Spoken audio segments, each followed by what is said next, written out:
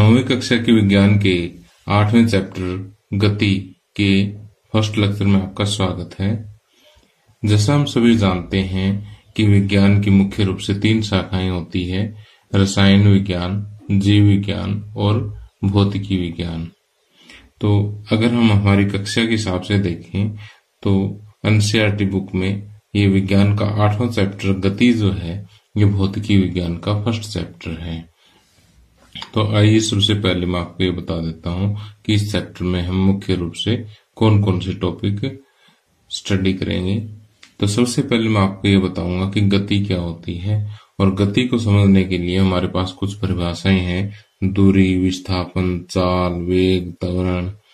ठीक है, तो हम ये सभी परिभाषाओं को पढ़ेंगे और इनके जो डिफरेंट टाइप है वेग और चाल के, वो भी हम पढ़ेंगे। इसके अलावा गति का ग्राफीय निरूपण यानी ग्राफ ड्रा करना सीखेंगे। उसके बाद मैं आपको गति के 3 समीकरण बताऊंगा और फिर उन तीनों समीकरणों को ग्राफीय पद्धति के द्वारा जो है वो सिद्ध करके दिखाएंगे। और सबसे लास्ट में जो है चैप्टर के एक बहुत ही इम्पोर्टेंट टॉपिक हम डिस्कस करेंगे, वो है वर्तुल गति। तो आइए फर्स्ट लेक्चर की शुरुआत करते हैं। इस लेक्चर में मैं आपको एक वस्तु की 2 अवस्थाओं, विराम अवस्था और गतिमान अवस्था के बारे में बताऊंगा।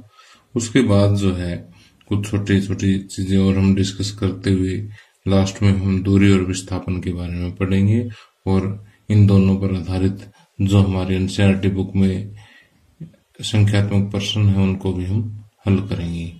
तो सबसे पहले हम ये देखते हैं कि विराम अवस्था क्या होती है। इसको मैं एक चित्र के माध्यम से समझाता हूँ कि मान लेते हैं कि हमारे पास यहाँ पर ये कोई भी पेड़ है, ठीक, और यहाँ पर मान लेते हैं कि कोई बिजली का खंभा है। ओके, तो इस पेड़ की इस खंभे से के सापेक्ष में जो स्थिति है वो मान लेते हैं कि यहाँ से 10 मीटर दूर है। इसी तरह से हो सकता है कि इस पेड़ के पास ये कोई घर भी हो, ठीक है। तो इस घर से इसकी जो स्थिति है उसको अगर हम देखें तो वो मान लेते हैं कि 5 मीटर है, ठीक। तो अब देखिए कि इस पेड़ की स्थिति पर विचार कीजिए कि अगर इसके आसपास कोई भी अगर एक फिक्स बिंदु ले तो उसके सापेक्ष में इस पेड़ की स्थिति समय के साथ साथ नहीं बदलेगी। ये हमेशा स्थिति क्या रहेगी, सेम। जैसे आज ये पेड़ इस खंबे से 10 मीटर है तो कल भी 10 मीटर दूर ही रहेगा, ठीक। तो यहां से हम विराम अवस्था के बारे में ये कह सकते हैं कि यदि किसी एक बिंदु के सापेक्ष में किसी वस्तु की स्थिति में कोई बदलाव ना हो तो वो वस्तु क्या कहलाएगी, विराम अवस्था में कहलाएगी, ठीक। अब हम देखते हैं गतिमान अवस्था क्या होती है, या गति अवस्था जिसको हम बोल देते हैं। इसके लिए जो मैं एक और चित्र बनाता हूं कि मान लेते हैं कि हमारे पास वही एक ये कोई बिजली का खंभा है जो अपनी जगह पर फिक्स है, और ये एक रोड है, और इस रोड पर जो है मैं ये कहता हूँ कि एक जो कार है ये चल रही है, ठीक। अगर इस कार की मैं बात करूं तो मान लेते हैं कि अभी इस कार की स्थिति इस खंबे के सापेक्ष में मान लेते हैं कि 10 मीटर है। थोड़ी देर बाद में देखते हैं कि इसकी स्थिति जो है वो 15 मीटर हो जाती है, फिर 20 मीटर हो जाती है, ठीक है। तो कहने का अर्थ ये है कि इस एक बिंदु के सापेक्ष में इस वस्तु की स्थिति जो है उसमें लगातार बदलाव हो रहा है। अगर इस तरह से किसी एक वस्तु की स्थिति में किसी एक बिंदु के सापेक्ष में उसकी स्थिति में लगातार बदलाव हो तो हम ये कहते हैं कि वो वस्तु कैसी अवस्था में है, गतिमान अवस्था में है, ठीक। गति अवस्था में वो वस्तु है। अब देखिए कि गतिमान अवस्था की परिभाषा आप यहाँ स्क्रीन पर भी देख सकते हैं। और मैं आपकी नॉलेज के लिए बता देता हूँ कि इस चैप्टर के पूरे के पूरे नोट्स जो है मैंने तैयार कर दिए हैं। तो ये इन सभी नोट्स की पीडीएफ आप इसी वीडियो के डिस्क्रिप्शन में जो है लिंक दिया हुआ है, आप वहां से डाउनलोड कर सकते हैं। अब देखिए, मैं आपको एक बहुत ही इंटरेस्टिंग सी बात बताता हूँ कि एक वस्तु एक ही समय में एक साथ विराम अवस्था में भी हो सकती है और गतिमान अवस्था में भी हो सकती है। अब आपको इस तरह की ये कैसे हो सकता है कि एक साथ दोनों अवस्थाएं कैसे हो सकती है? तो बिल्कुल सिंपल सा एग्जांपल है कि मान लेते हैं कि ये एक रोड है और इस रोड पर ये एक बस जो है वो चली जा रही है। ठीक, अब इस बस के अंदर जो है कई सारे पैसेंजर बैठे हैं। ठीक, ये बस जो है यहाँ पर चल रही है। तो मान लेते हैं कि ये कई सारे पैसेंजर इसके अंदर बैठे हैं। तो ये पैसेंजर 1 है, पहला पैसेंजर है। ये पैसेंजर जो है, ये यात्री जो है, बाकी और यात्रियों के सापेक्ष में क्या है? विराम अवस्था में है, क्योंकि बाकी जो और यात्री बैठे हैं उसके सापेक्ष में तो इसकी स्थिति में कोई बदलाव हो ही नहीं रहा। तो इनके सापेक्ष में तो ये क्या है? विराम अवस्था में है। लेकिन अगर इस बस से बाहर कोई भी फिक्स वस्तु है तो उसके सापेक्ष में जो है इसकी स्थिति में क्या है? बदलाव हो रहा है। तो हम ये कह सकते हैं कि जो वस्तुएं इस बस से बाहर है उनके सापेक्ष में ये व्यक्ति क्या है? गतिमान अवस्था में है। ठीक, तो एक बार नोट्स में से बता देता हूं कि एक वस्तु एक ही साथ एक ही समय में गतिशील व स्थिर दोनों हो सकती है।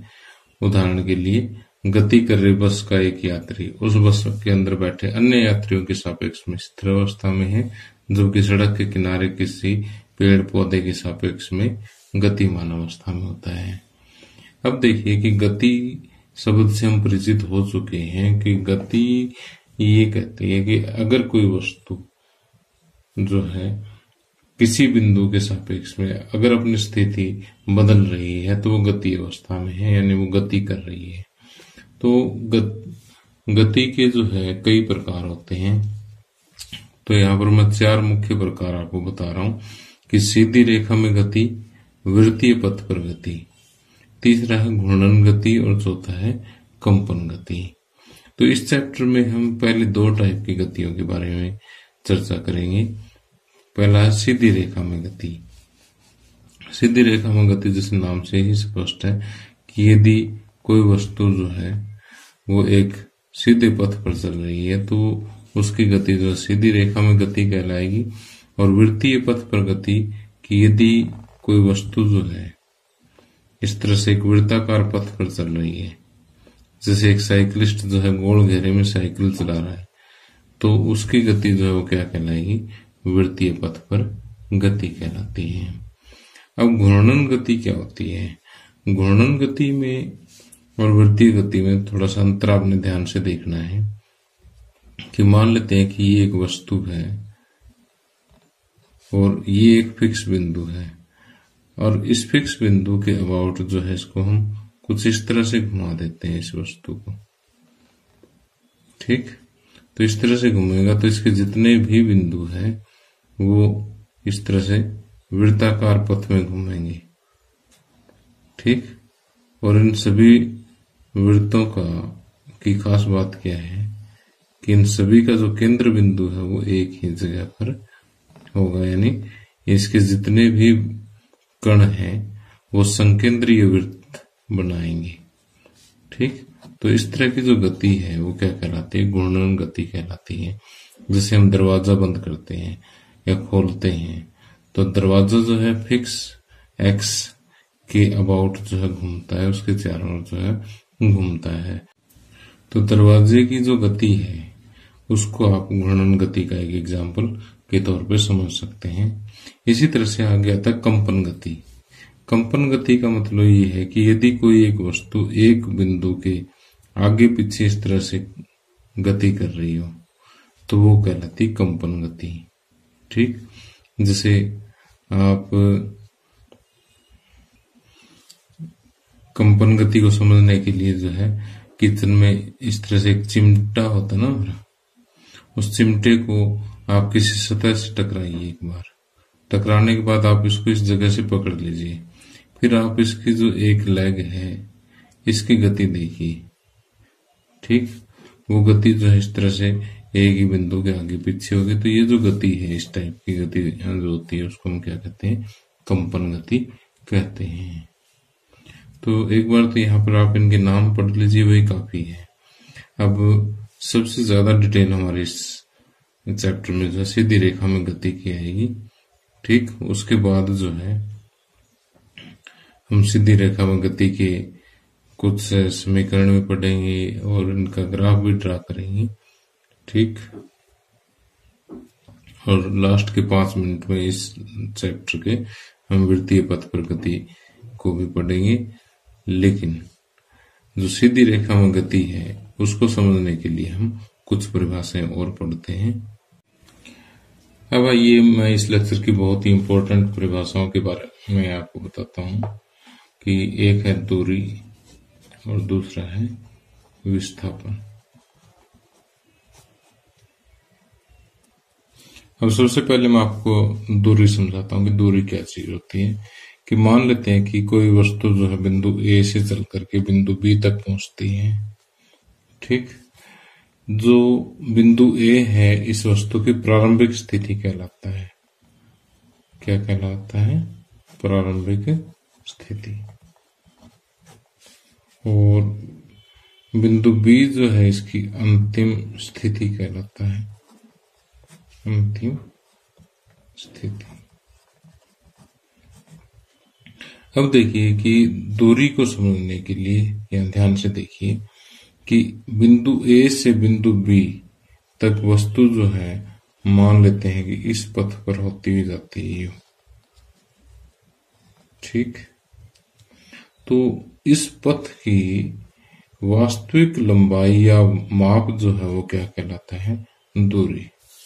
अब जैसे मान लेते हैं यहां से यहां गई ये 10 मीटर, ये भी मान लेते हैं 15 मीटर, 5 मीटर, 5 मीटर, और ये आ गई जो है मान लेते हैं 10 मीटर आ गई। ठीक, फिर इधर ये 7 मीटर गई और यहां से ये आ गई 5 मीटर। ठीक, और फिर ये जो बच गए 2 मीटर मान लेते हैं। ठीक, तो अब देखिए कि पूरे पथ की लंबाई कितनी होगी? 10 और 15 25, 25 5 30, 5 35, 10 45, 5 50 और 7 57 और 2 59। 59 मीटर जो है इस रास्ते की जो लंबाई है वो वास्तव में वस्तु द्वारा तय दूरी है। ठीक, इसी तरह से मान लेते हैं कि वस्तु जो है किसी अन्य पथ पर चलती हुई जाती है। कि मान लिया बिंदु ए से पहले इधर गई, फिर इधर ऐसे जाती हुई मान लिया इस पथ पर होती हुई या बिंदु बी पर पहुंच गई। तो इस पथ की जो माप है, इस पथ की जो लंबाई है वो क्या है? दूरी कहलाएगी। ठीक, यानी किन्हीं भी दो बिंदुओं के बीच में वस्तु की कोई भी दूरी हो सकती है, वो उस पथ की लंबाई पर निर्भर करती है। ठीक, और दूरी में दिशा की कोई चक्कर नहीं है, चाहे किसी भी दिशा में दूरी तय कर किसी भी दिशा में पथ में जाए वस्तु। ठीक है, दूरी वहां पर काउंट होगी। तो देखिए दूरी की परिभाषा में इस तरह से दे सकते हैं कि प्रारंभिक और अंतिम स्थिति के बीच वस्तु द्वारा चले गए पथ का माप जो है वो क्या कहलाता है? दूरी कहलाता है। अब देखिए विस्थापन भी मैं साथ के साथ समझा देता हूँ बाय कंपैरिजन, आपको अच्छी तरह से याद हो जाएगा कि वास्तव में विस्थापन क्या होता है कि एक विशेष दिशा में तय की गई दूरी जो है वो विस्थापन कहलाता है।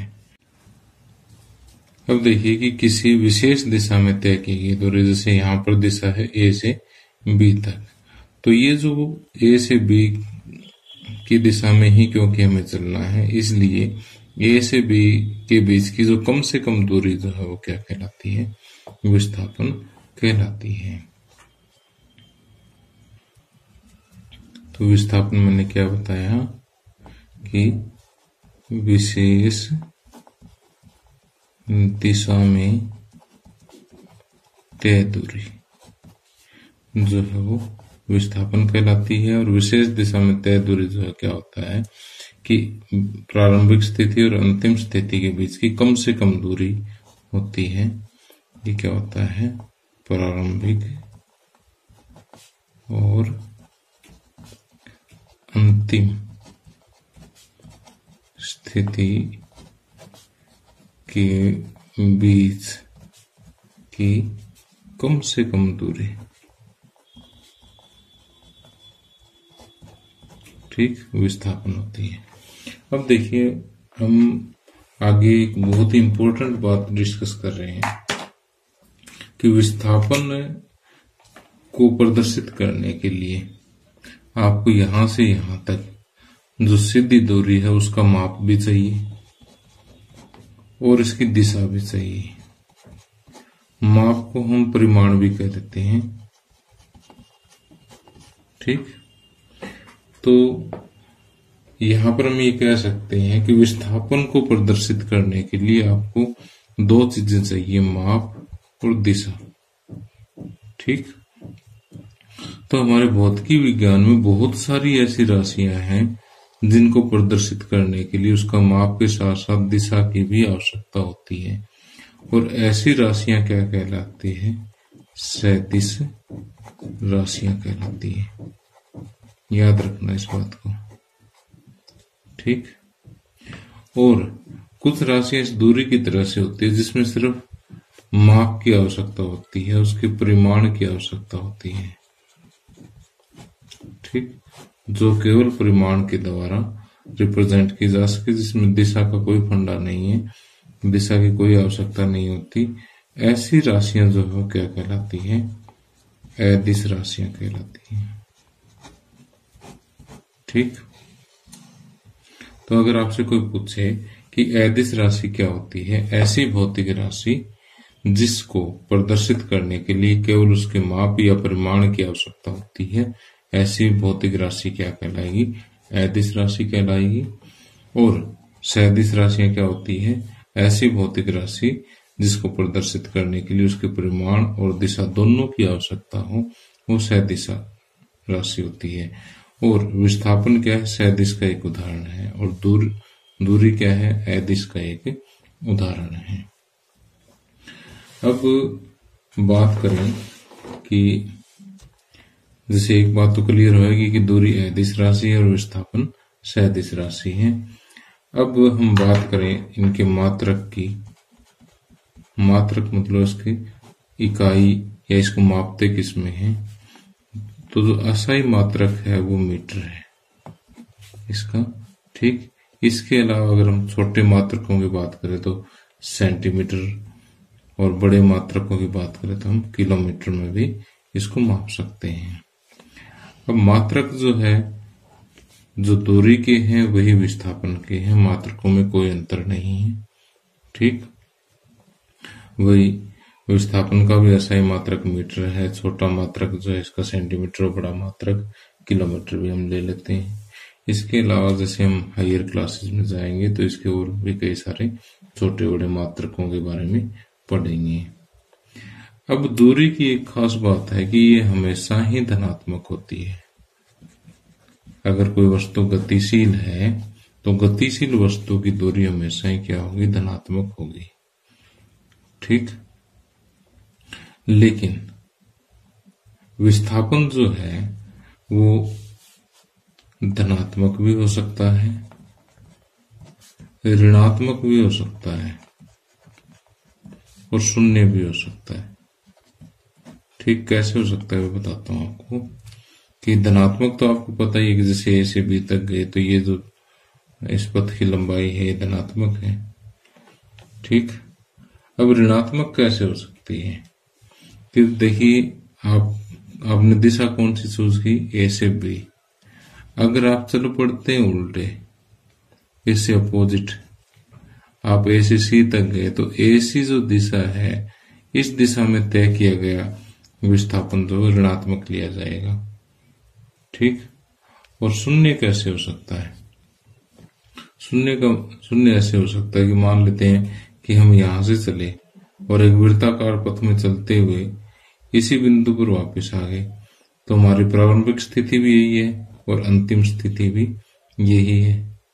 ठीक, तो प्रारंभिक स्थिति और अंतिम स्थिति के बीच में अगर हम कम से कम दूरी देखें तो कम से कम दूरी तो क्या है? 0 ही है, क्योंकि यहीं से चले यहीं पे आ गए।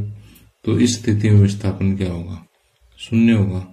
या फिर हम अपने घर से मार्केट गए, बाजार गए, देखा कि ओह आज तो संडे है, मार्केट बंद है, हम वापिस आ गए, घर पे पहुंच गए। तो दूरी तो जैसे मान लिया घर से मार्केट कितना है? 2 किलोमीटर है मान लिया, तो दूरी तो होगी 2 + 2 4 किलोमीटर, लेकिन विस्थापन हो गया इसका 0, क्योंकि चले कहां से थे?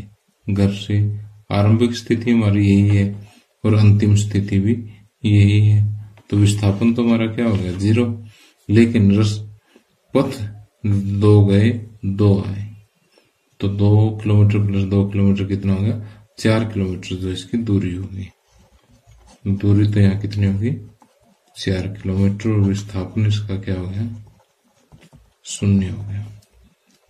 ठीक, तो उम्मीद करता हूं कि आप दूरी और विस्थापन दोनों टर्म्स को अच्छी तरह से समझ गए होंगे। बाकी कंसेप्ट को और अच्छी तरह से पक्का करने के लिए आप यहाँ नोट्स में से जो है एक बार और इसको स्टडी कर लेना, बिल्कुल आपको अच्छी तरह से ये चीजें याद हो जाएगी। ठीक, और यहाँ पर एक बात और भी बताई गई है कि विस्थापन जो है वो दूरी के बराबर हो सकता है या फिर दूरी से छोटा हो सकता है, दूरी से बड़ा विस्थापन कभी नहीं हो सकता। तो यहाँ पर आपको क्या बात बताई थी कि विस्थापन जो है वो दूरी से छोटा हो गया, दूरी के बराबर होगा। मान लेते हैं कि A से B तक अगर वस्तु बिल्कुल सीधे रास्ते पे पहुंच गई यहाँ पर, तो यही तो इसकी दूरी और यही विस्थापन है, तो दूरी इस केस में विस्थापन के बराबर हो जाएगी। लेकिन अगर रास्ता थोड़ा सा भी इसने डाइवर्ट कर दिया, थोड़ा सा भी कोई और रास्ता चूज कर दिया, तो दूरी अब बड़ी होगी, विस्थापन वही है छोटा। ठीक, तो विस्थापन हमेशा ही दूरी से छोटा या बराबर होगा। ठीक, अब आइए कुछ एनसीईआरटी क्वेश्चन डिस्कस करते हैं। यहाँ पर पहला क्वेश्चन आपको दिया हुआ है कि एक वस्तु द्वारा कुछ दूरी तय की गई, क्या इसका विस्थापन 0 हो सकता है? अगर हाँ, तो अपने उत्तर को उदाहरण के साथ समझाइए। देखिए, उसका उत्तर तो सिंपल सी बात है, हाँ ही होगा कि यदि किसी वस्तु की आरंभिक स्थिति और अंतिम स्थिति दोनों समान हो तो उसका विस्थापन क्या होगा? 0 ही होगा। और आप इसका एग्जाम्पल ले सकते हो कि जैसे हम घर से स्कूल गए और स्कूल से वापस घर आ गए। ठीक, तो इस स्थिति में हम दूरी तो तय कर रहे हैं, घर से स्कूल गए, स्कूल से घर आ गए, लेकिन हमारी आरंभिक स्थिति भी घर थी और अंतिम स्थिति भी क्या है? घर है। तो इस केस में जो है विस्थापन क्या होगा? 0 होगा। ठीक, तो इसकी उत्तर की लैंग्वेज में बोल देता हूं, आप इसको नोट कर लीजिएगा कि यदि किसी वस्तु की आरंभिक स्थिति और अंतिम स्थिति समान है तो वस्तु दूरी तय करती है, लेकिन इसका विस्थापन क्या होगा? 0 होगा। उदाहरण के लिए, यदि हम घर से स्कूल जाते हैं, स्कूल से वापस घर आते हैं, तो इस स्थिति में जो है दूरी 0 नहीं है, लेकिन विस्थापन 0 है। अब आगे देखिए, एक बिल्कुल छोटा सा न्यूमेरिकल कहता है कि एक किसान 10 मीटर भुजा वाले एक वर्गाकार खेत की सीमा पर 40 सेकंड में चक्कर लगाता है। तो देखिए, ये एक वर्गाकार खेत हो गया। ठीक, और इसकी भुजा कितनी दे रखी है? 10 मीटर दे रखी है। ये भी 10 है, ये भी 10, वर्गाकार है तो सारी बराबर ही होगी। तो कहता है कि वो किसान यहां से चलता है और 40 सेकंड में एक पूरा चक्कर लगा देगा। तो कहता है कि 2 मिनट 20 सेकंड बाद किसान के विस्थापन का परिमाण क्या होगा। कि यदि किसान 2 मिनट 20 सेकंड चलता है तो देखिए 40 सेकंड में एक चक्कर लगाता है। ठीक, तो हम पहले तो ये देख लेते हैं कि 2 मिनट 20 सेकंड में कितने चक्कर लगाएगा। तो यहाँ पर 2 मिनट 20 सेकंड जो है, इसका मतलब सेकंड बना लेते हैं। 2 गुणा में 60 प्लस 20, 120 प्लस 20 यानी 140 सेकंड का समय हो गया। ठीक, तो अब यहाँ पर है एक चक्कर में लिया समय। एक चक्कर में कितना समय लगता है, 40 सेकंड, और कुल समय हो गया 2 मिनट 20 सेकंड यानी 140 सेकंड। ठीक, कुल समय कितना हो गया, 140 सेकंड। और अब चक्रों की संख्या देखिए कितना हो गया। चक्रों की संख्या, किसान ने कितने चक्कर लगा दिए, तो ये 140 को आप 40 से भाग दे दीजिए, 0 से 0 कट है, 4 3 12 और 4 5 20, 3.5 चक्कर यानी 3.5 चक्कर ये लगाएगा। तो देखो पहले चक्कर में किसान यहाँ आया, यहाँ तक विस्थापन 0, दूसरे चक्कर में दूसरा कंप्लीट कर दिया तो भी 0, तीसरा कर दिया तो भी 0। अब रहेगा खेत का आधा चक्कर। खेत का आधा चक्कर है तो यहाँ आया और फिर यहाँ आया। ठीक, तो विस्थापन क्या होता है कि इसका प्रारंभिक बिंदु ये है, अंतिम बिंदु ये है। ठीक, तो ये ए बी जो है इसका क्या होगा, विस्थापन होगा। ठीक, समझ गए।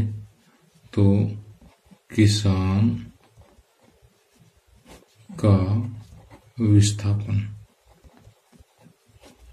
बराबर विकर्ण ए बी की लंबाई।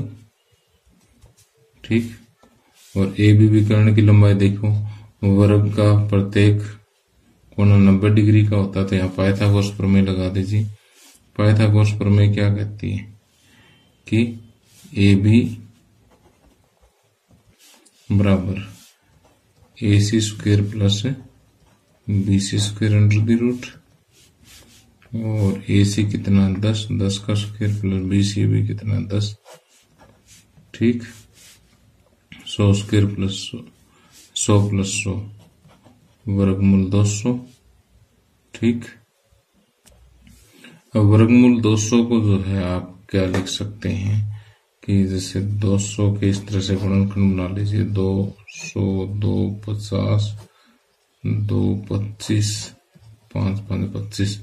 अब पेयर बना लीजिए इसके, 5 दूनी 10। जो पेयर बन गया उसको एक बार लिख दो, जिसका नहीं बना उसके साथ रूट लगा दो।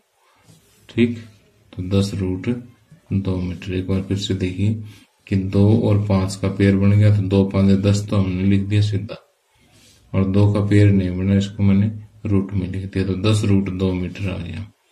ठीक, अब अगर इसको और अच्छी तरह से लिखना चाहो तो 10 रूट 2 की वैल्यू होती है 1.414। ठीक, तो ये आ जाएगा 14.14 मीटर। ठीक, आगे देखिए थर्ड क्वेश्चन है कि विस्थापन के लिए निम्न में से कौन सही है। यह शून्य नहीं हो सकता। विस्थापन देखिए शून्य हो सकता है, अगर वस्तु जहां से चले वहीं आ जाए वापिस तो शून्य हो सकता है। इसका परिमाण वस्तु के द्वारा तय की गई दूरी से अधिक होता है।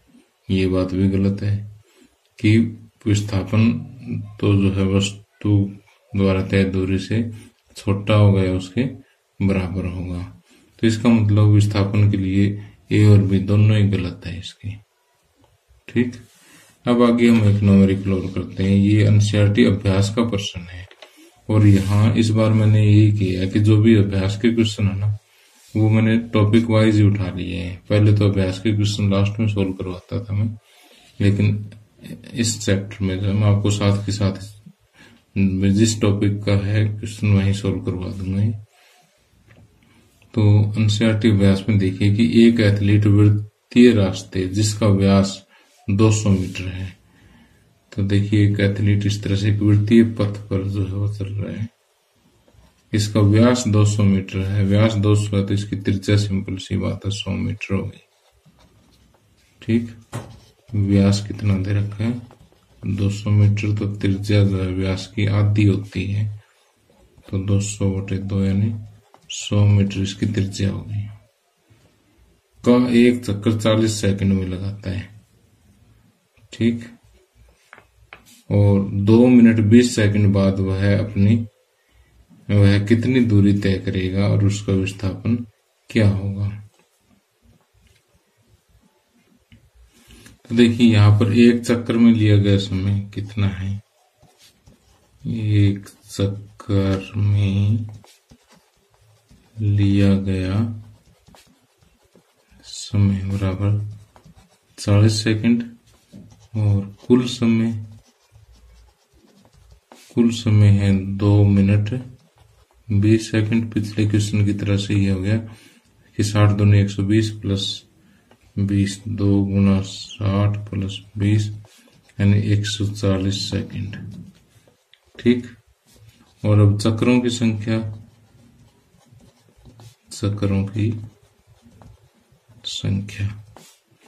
140/40 वही आ जाएगा 3.5 चक्कर लगेंगे। ठीक, अब तय दूरी जो है, देखो दूरी कितनी तय होगी कि दूरी में देखो पथ की लंबाई ली जाएगी। ठीक, अगर एक चक्कर लगाता तो इतनी एक बार लेते, और ये जिसपे मैंने पेन चलाया क्या वृत्त की परिधि है। ठीक, तो पथ की परिधि, ठीक, और कितनी बार तय की है 3.5 बार गुणा में 3.5 यानी 2 पाई r गुणा 3.5। 2 पाई कितना हो गया 22/7, r है 100 और ये है 3.5। पॉइंट हटा लेता हूँ, बटे में 10 लगा देता हूँ, 7 5 35, 0 से 0 कट। ठीक, 22 5 110 दूनी 220 और ये हो गया 2200 मीटर जो है इसके द्वारा तय दूरी है। अब विस्थापन देखिए कितना हो गया। विस्थापन में तो जैसे 3 चक्कर तो पूरे लगा दिए, इतने में तो विस्थापन 0 ही हो गया, क्योंकि 3 चक्करों में तो जहां से चला वहीं आ गया। अब 3.5 चक्कर इसमें लगाए तो इसका मतलब आधा चक्कर यहां तक हो गया, और यहां तक विस्थापन हो गया 100, तो ये और 100 ये, क्योंकि विस्थापन तो बिल्कुल सीधा लेंगे ना। ठीक, तो विस्थापन जो है विस्थापन हो जाएगा AB के बराबर, जो किसके बराबर है 100 मीटर प्लस 100 मीटर यानी 200 मीटर जो है इसका विस्थापन हो जाएगा। ठीक, तो प्यारे बच्चों इसी के साथ ही लेक्चर समाप्त होता है, और अगले लेक्चर में जो है हम एक समान गति और असमान गति, चाल और वेग के बारे में पढ़ेंगे, और इसी लेक्चर की तरह से जो है अगले लेक्चर में भी हम चाल और गति में अंतर समझेंगे, और इन पर जितने भी हमारे क्वेश्चन निकलते हैं एनसीईआरटी बुक के उनको हम डिस्कस करेंगे।